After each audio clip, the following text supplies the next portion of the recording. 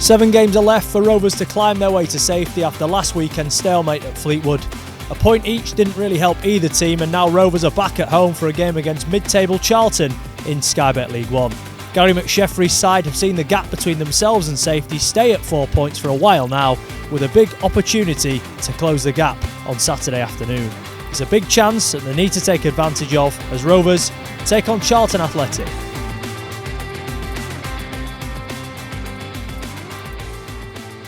Hello, welcome back. It's good to have you with us for the latest edition of the Inside Rovers pre-match show. Joining me to look ahead to this weekend's game against Charlton Athletic in Sky Bet League One, Club Doncaster media manager Liam Hoden and Rovers defender Joseph Oluwu. Joe, 7 league games to go. It's the business end of the season. How are you and the boys feeling going into it? Excited in terms of the challenge ahead of us. I think any player in their career always wants to end the season with a challenge, that makes sense. And of course, we'd have loved it to be the other way where we're trying to push for promotion, but that's not the case. And for us, looking at the games that we've got ahead of us, it's exciting, honestly speaking, because now we've got to kind of stand up and be counted for, and we need to kind of come to the table and say, you know what, this is what we can offer, and this is how we're going to get the club out of this position and keep the club in this league.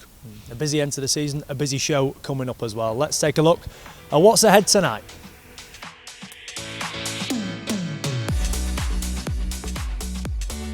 Gary McSheffrey talks going up against former teammate Johnny Jackson.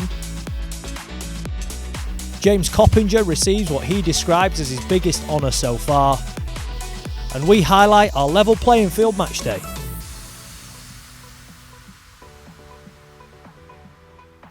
Joe, it's 6 months now since you signed for Rovers. You came on the show earlier in the season when you were sort of still finding your feet within the football club. How have you found it? You've been pretty much a mainstay ever since, haven't you?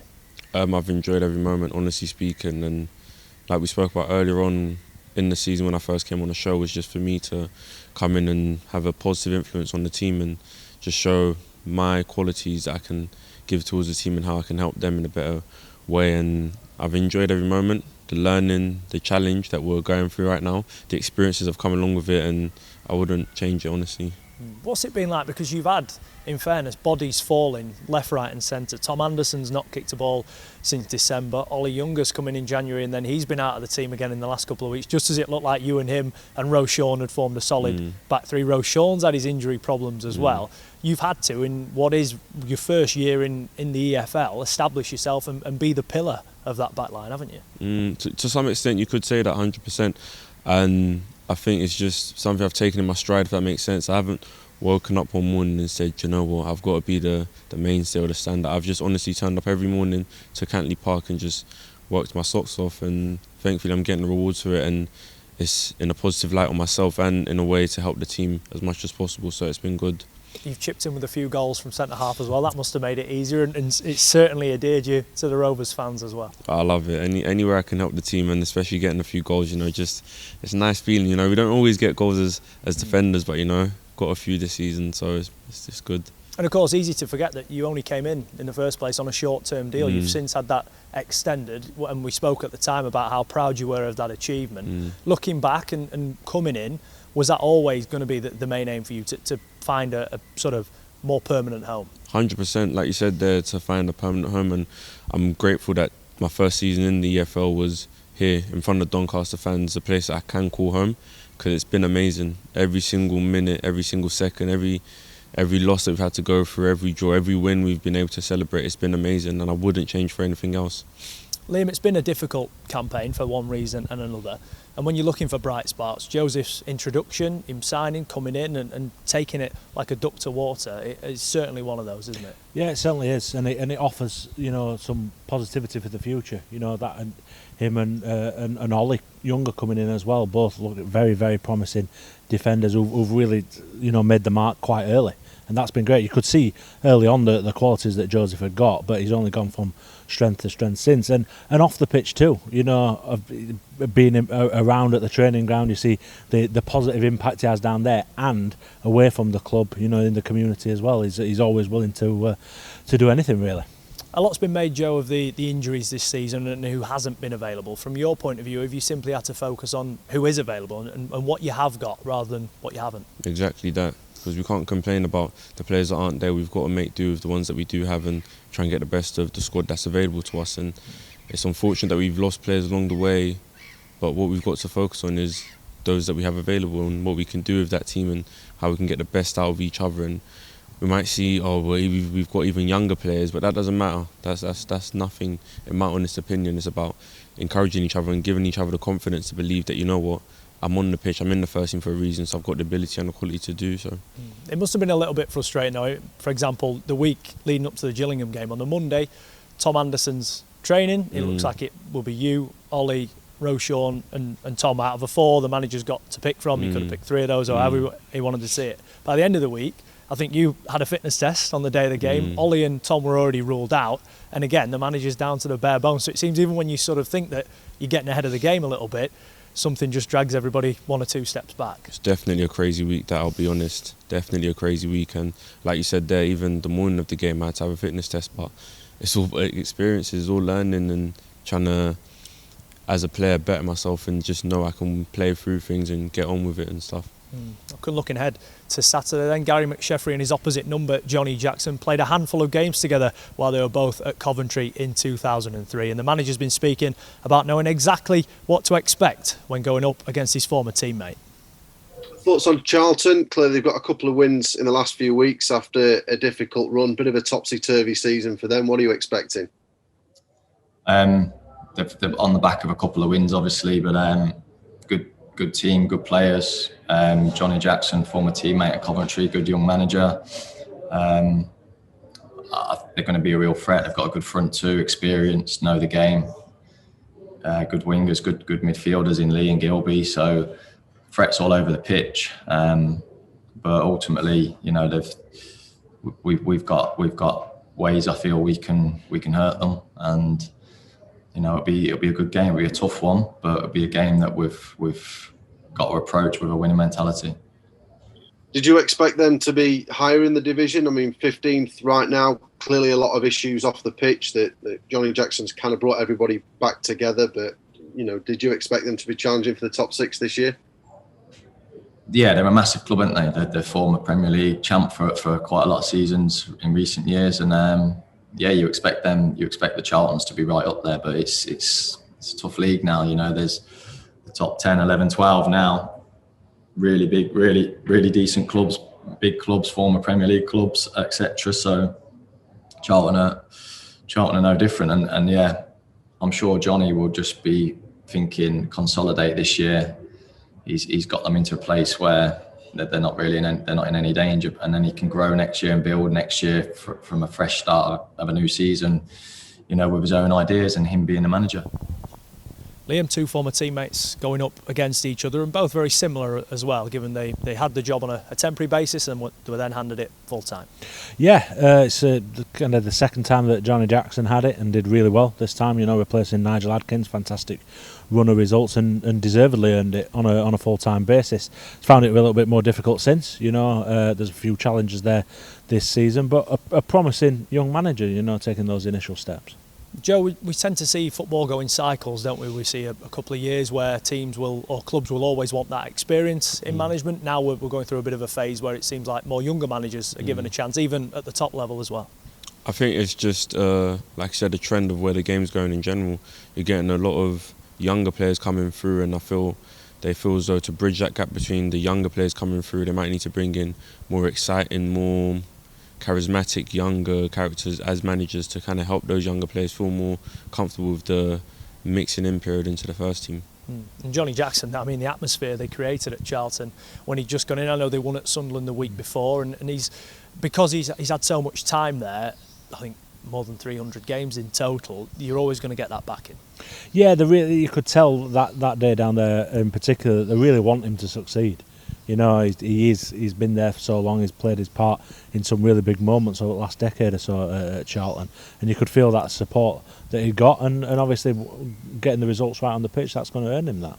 More and more former players, particularly at this level as well, are now getting tasked with the managers' jobs, aren't they? You often see it at the top level where players come out, have a couple of years in coaching, and go straight into a top gig. You've seen it more and more now at League One and League Two level, where managers are being handed the job on merit.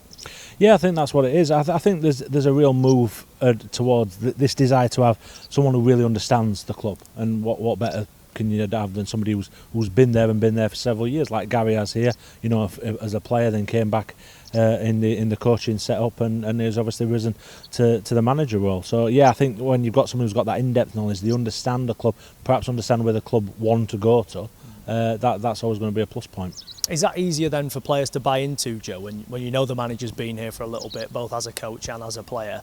You know that they're talking with the club's best interest at heart? 100%. I think they're more relatable, if that makes sense. You know, you can get some managers might have a great track record, but they're coming from abroad, and the players almost feel as though we can't relate to you, we don't understand how you want us to play, or you don't understand how we want to play, our way of living. Just the little things that you might overlook at times that can go a long way. And I think just having, like you said, former players coming into the managerial roles, it's good. It's real good, because it helps players just feel a bit more comfortable, and the club and the fans buy into it even more, I think, personally.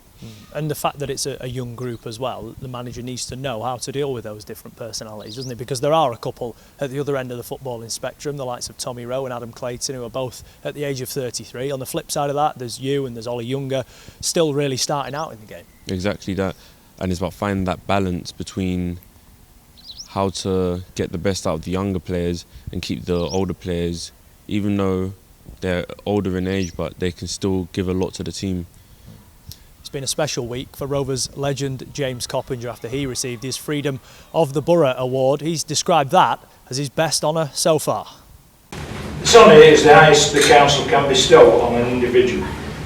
It is awarded to James not only for being the longest serving player in Doncaster Rovers history, with a record 695 appearances, but also for the marvellous work he does as an ambassador for the suicide prevention charity CAR. There we are, James. I'd like to present you with that scroll. It's a fantastic piece of work, isn't it? Amazing, yeah. And it's got your name on the bottom, hasn't it? Okay. Brilliant.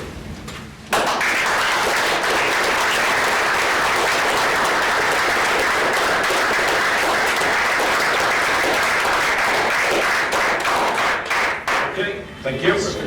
Excellent. Ladies and gentlemen, that concludes the formal part. Yeah, obviously, thanks for coming, everybody. That's a fine.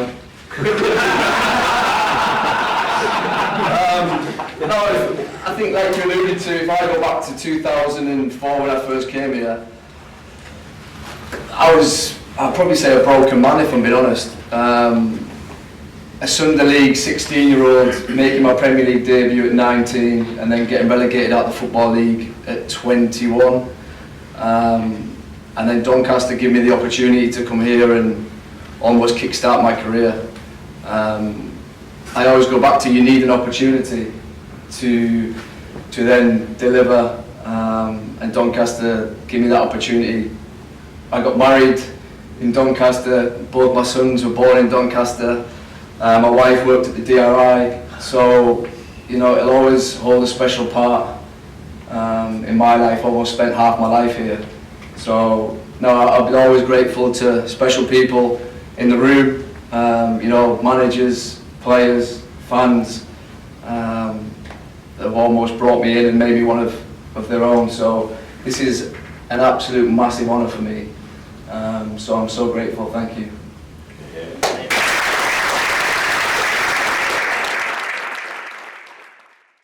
Liam, people shouldn't now be surprised if they see Cops walking his sheep through Doncaster. What an honour it was for him, though, and considering all he's achieved in the game, it's a big comment to say it's his best honour so far. Yeah, I think obviously you perhaps get used to being honoured as a footballer in the day-to-day job, but to be honoured for the impact that you've made on a town, on a borough like Doncaster, you know, that don't come around very often and don't come around for many people. And you could tell that he really understood the significance of it, you know, on the day when he made his speech as he accepted it. And it is a massive honour, and it's fully deserved because of the impact he has made around here. You could see that from the varying amount of people from all sorts of different places across Club Doncaster when he received the award as well. I mean, you've got the chairman and chief executive, and then you've got people from the Dons and the foundation all there to pay the respects to somebody who's achieved so much. Yeah, I mean, you're always going to get people wanting to come and be involved whenever Cops is involved. You know, he has made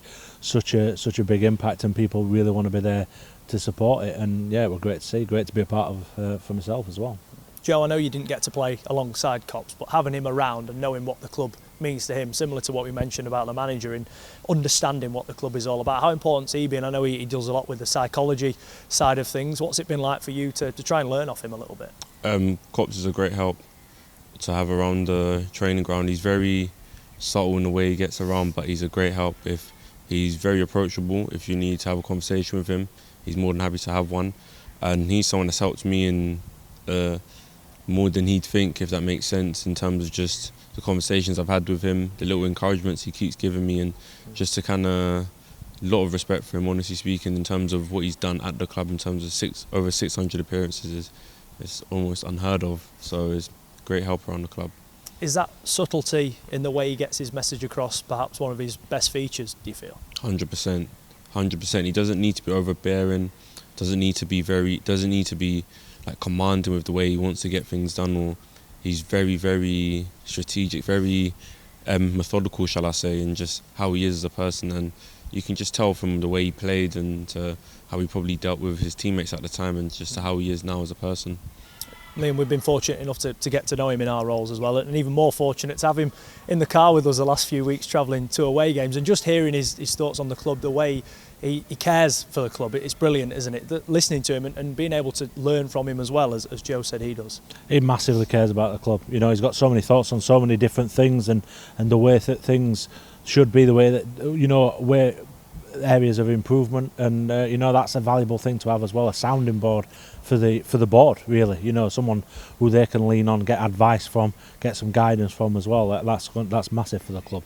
Now this weekend is our level playing field match day, where we highlight the disabled facilities around the stadium and how it helps those that need it. Katie Bateman sat down for a Q&A on her match day experience.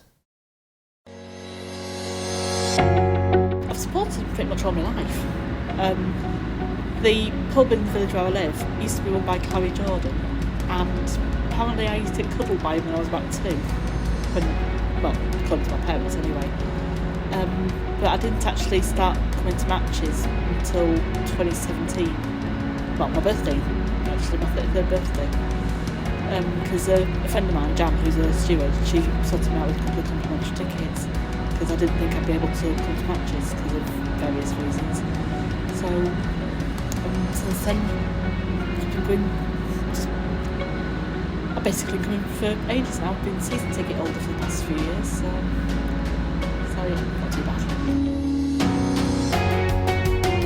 Once we've parked up in the same spot, because we've got a parking pass because of me being in a wheelchair, go round to the club shop to get the programme, nip into the Bellevue bar, see if any of the women's supporters group is there. Lizzie usually. Have a chat to her, and then come round, get into the ground, get a meat and potato pie, hot chocolate, coffee from your husband, and then come and sit in the spot, watch the warm-ups, and sort of just go from there, really. Home ones, the majority, but I don't really go to away ones. Bit of a full these days. It actually helps my mental health quite a lot, because I can't really get to as many places if they're not accessible, because when I first started coming I didn't have a wheelchair. These days I have, obviously. So it basically gives me somewhere where I know that I'm able to go, if that makes any sense. I don't have to sort of worry about, will I be able to do this, will I be able to do that. My current season ticket I actually use my stick to get to, but this next season I'm actually moving to the wheelchair spots, so that's going to make it even easier. Might sound like a weird thing, but I actually rather like the fact that the loos are big enough to turn around in, because a lot of places I'll go into the loo and I'll sort of, and it'll be like, okay, I can't turn around now, so I'll have to try and fight my way out. But there's plenty of space there. There's also the quiet room. I'm actually the one who advocated for that. The fact that the Rovers were willing to do that is brilliant, because because that helps with people with like autism and sensory problems as well. Cops, obviously. You can't go without mentioning cops, can you? Matty Blair. I love Matty Blair. Alfie. Another example there then of good work done off the field. Let's focus on matters on it now. Joe, a big game against Charlton this weekend. A team who've struggled a little bit. They're in mid-table, probably a lot lower than they would have expected to be.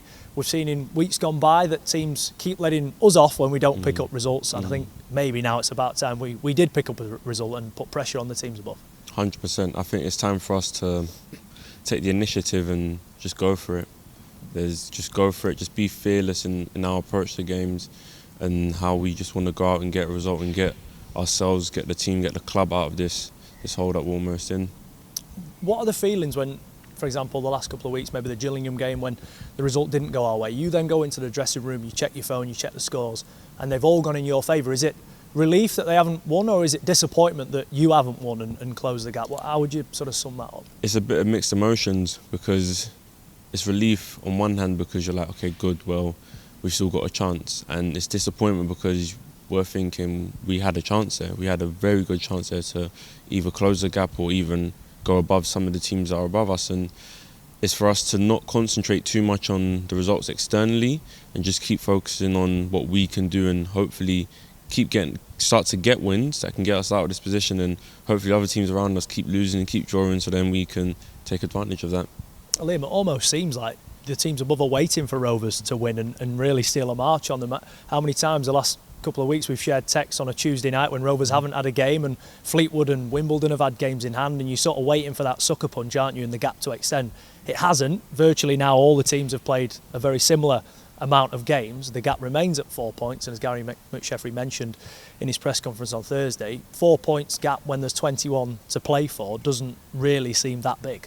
No, yeah, you'd think that with the results that Rovers have had over the last few weeks, you'd be in a situation now where they were needing an awful lot to get out of this situation, but they're not. You know, now is the time to strike. It's games are running out. The more the time goes on, the more difficult it gets. But there is an opportunity here, and if it comes through a little bit of good fortune, like Rovers have had really over these last few weeks in terms of results going the way, then all the better. But what really matters is getting the job done on the pitch, getting those wins, and taking destiny in your own hands. And they say at this stage of the season the teams you want to face are those without really anything to play for. Charlton are closer to the relegation zone than they are the playoffs, but they're not going up and they're not going down, are they? So they are the epitome of that team, really. Yeah, they've had that bit of an uplift the last couple of games, back-to-back wins, but then you wonder how long that's going to last for. That's taken any sort of element of doubt away from them about their League One status. They've got that winning feeling back. There probably are for me. There's going to be a bit of inconsistency like there has been all season, so hopefully Rovers can take advantage of that if there is any this weekend. Joe, I won't push you for a specific score prediction, but what is the key, do you feel, to Rovers getting 3 points this weekend? Effort, a lot of effort, a lot of work rate, and just being decisive in both boxes, defending our box well and taking our chances in their box, and hopefully we'll get the 3 points and a clean sheet. Liam, how do you see it going? I do fancy Rovers. I know I often come here and say that on here, but I think if Joseph's right in terms of the effort being there, the application, that's when you're up against a team that's not got as much resting on that result. That's where you can take advantage. So narrow. Charlton don't concede a lot of goals, so 1-0. Liam, Joseph, thank you for your company. Thank you at home for watching on as well. Get down to the Eco Power Stadium this weekend and cheer the lads on. Another massive game as Rovers take on Charlton Athletic.